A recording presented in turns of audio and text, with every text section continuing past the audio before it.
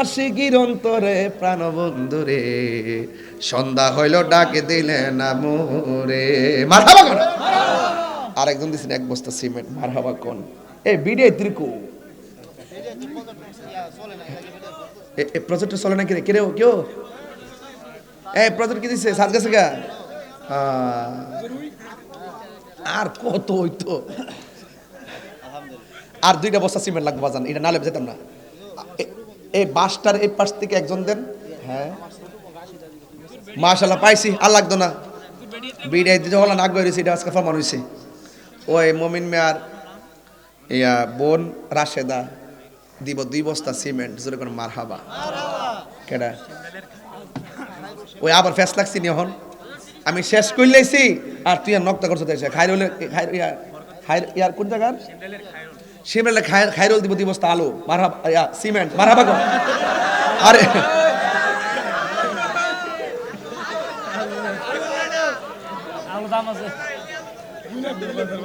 আর এটা কি তাতে কইছি বুঝতে না ঘুম ভাঙ্গে বেড়া আলো দাম আছে বাজান বাজান ও বাজান 27 বস্তা হয়েছে 30টা না মিলাইয়া লড়ার প্রশ্নই আসে না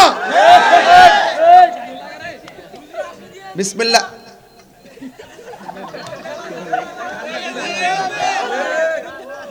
এজা আমার নামে লেখ 10 বস্তা সিমেন্ট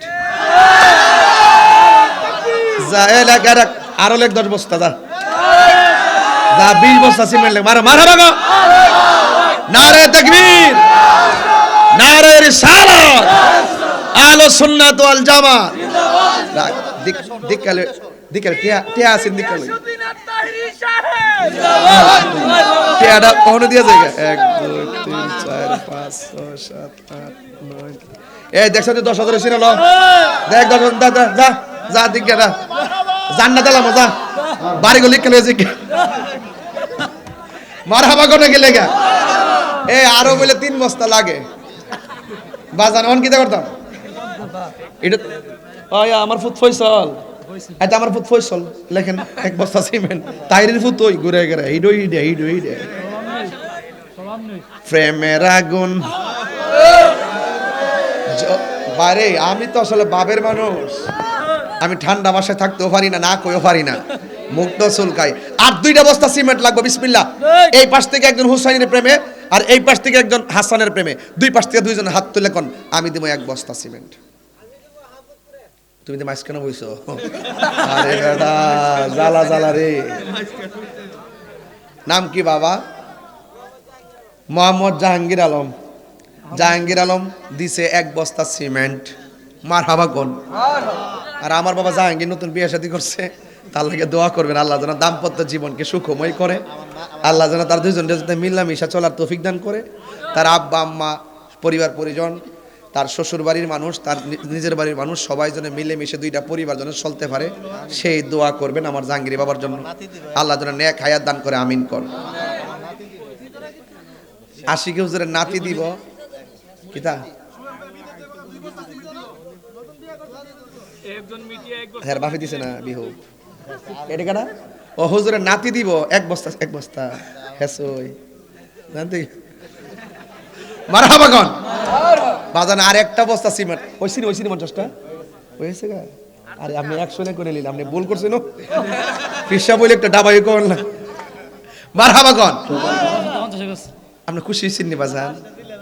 বাজান খুশি হইছেন কেউ কি কষ্ট পাইছেন আমার প্রতি আমি সব সাইড বলার চেষ্টা করছি আর 50টা বস্তা সিমেন্ট তুইলা দিয়ে গেছি আমি গুনাহগারে একটু শরীক করেছি আমি নিজের খুব ধন্য মনে করতেছি আল্লাহ যেন আপনাদের সবার খেদমতকে কবুল করে আমিন 1 মিনিট ভাই আব্বা হুজুর বিদায়ের আগে আমার ভাতিজা আজকে যিনি মারা গেছেন বিশেষ করে আমার আব্বায়ের ছেলে তার কাছ থেকে আসতেছে আর আব্বা তার কাছ বাজারে গেল ওষুধ কিনতে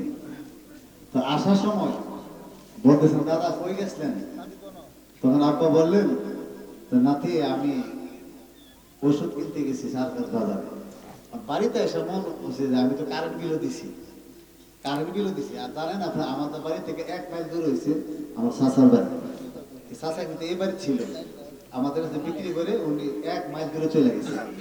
আব্বা চিন্তা করলেন যে আমি তো নাতি জিজ্ঞাসা করছে, আমি তো শুধু বলছি ওষুধ কিনছি, কারেন্ট বিল যে দিছি এটা তো বলছি না। রাতে 10টার সময় লাইট লইয়া আবার ওই গেছে গিয়া ঘুমের থেকে তুই লাগবে, নাতি তুমি যে কইছো আমি তো কারেন্ট বিল দিছি, এই কথাটা কইতে মনে নাই। হ্যাঁ বলে আল্লাহ এম তো ঘুরি ঘুরি ওনার যে আদব ছিলেন, আল্লাহ পাক যেন আমার আব্বা জান্নাত নসিব করে, সকলে বলেন আমিন। আরো সবাই বলেন আমিন। ক্যাম্প করবেন না। আমি দেখা যায় এখানে অনেকে মাহফিল আসছেন এবং আমাদের কেবিএম যেহেতু অনেক সমাজ রয়েছে, আসলে আমরা অনেকে বাজার ঘাটে সবাই শুনি যে আমাদের সবচেয়ে নিকৃষ্ট হচ্ছে বাজার, সবচেয়ে উৎকৃষ্ট মসজিদ। আমরা সবাই জানি যে আলী আহমদ তিরসার হুজুর, সবাই মুখে দিয়ে আমরা শুনি যে ওনা ছোটবেলা থেকে মসজিদ মুখী, ওনা কোনো সময় বাজারে ভিতরে জানলে সবাই বলে রাস্তাঘাটে। যেহেতু ওনার বাজারের কাজ চলমান,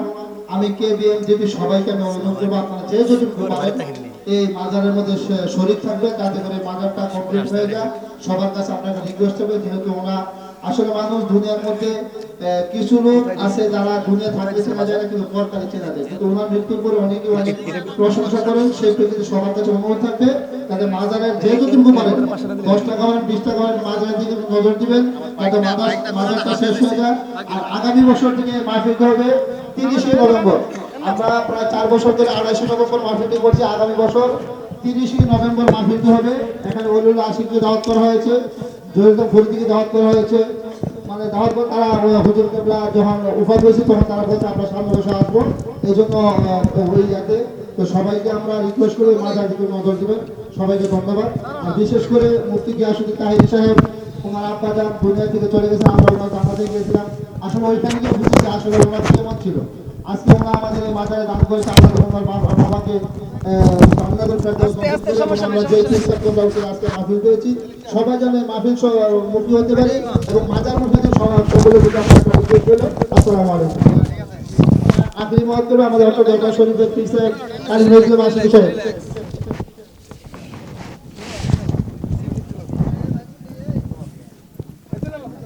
আচ্ছা, হুজুরের বাগিনা কোরআন হাফেজ হয়েছে। বাগিনাকে আমি আজকে পা দিয়ে পড়াইছি, একটু কোরআন তেলাওয়াত করবে।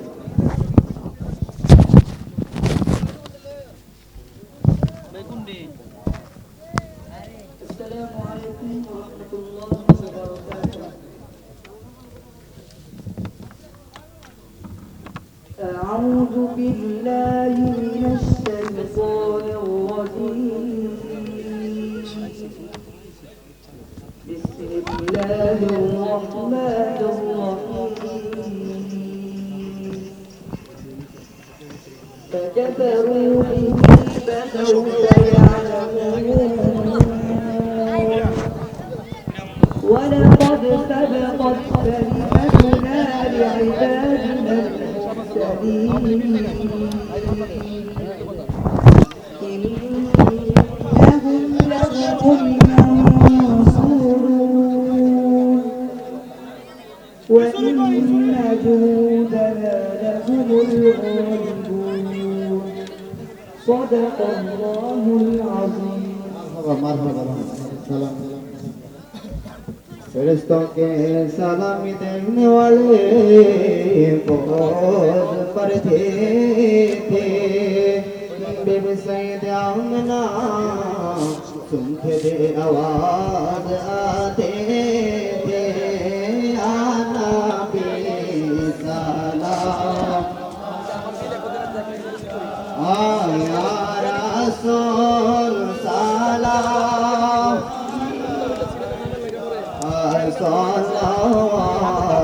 सलावतुल्लाह सय्यिदिया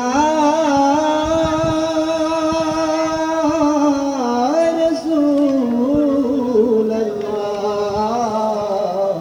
ओ या हबीबल्लाह रबिउल अव्वल महीना मोर नबीजी এলেন দুনিয়ায় না হয়ে ফেরেশতা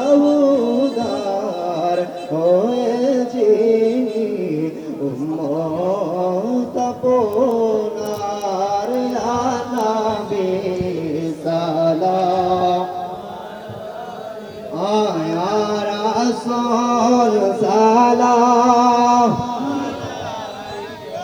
সালাওয়াতুল্লাহ দিদারো আপনার যদি একবার পাইতাম আপনার চরণ ধরিয়া চুমিতাম বলিতাম মনের যত যন্ত্রণা পুরাইতাম মনের বাসনা ইয়া নবী সালাম